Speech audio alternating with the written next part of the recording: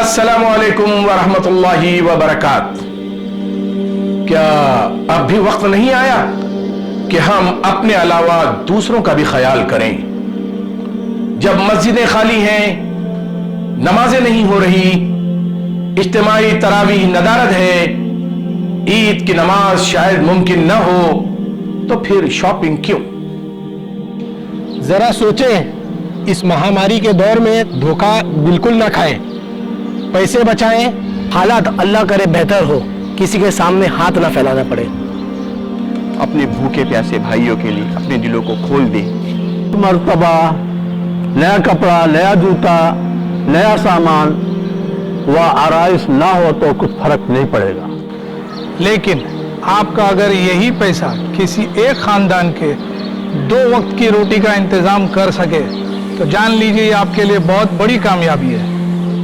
आओ इस बार इरादा करें, नो शॉपिंग।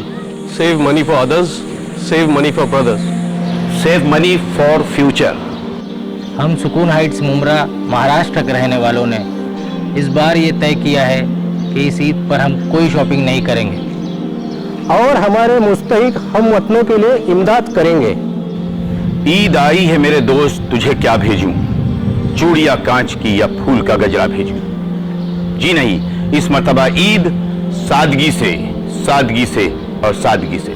इस मर्तबा हम भूखों को खाना खिलाएंगे, बेघरों की मदद करेंगे, झूठे मुकदमात में फंसे लोगों की गर्दनें छुड़ाएंगे, वबा की जद में तबाह कारोबारियों की बाज़ाबादकारी करेंगे, तालीम से महरूम तलबाओं की मदद करेंगे, बीमारों को मेडिकल एड पहुंचाएंगे, बेवाओं, यतीमों, मिस्किनों की भरपूर इमदाद करेंगे।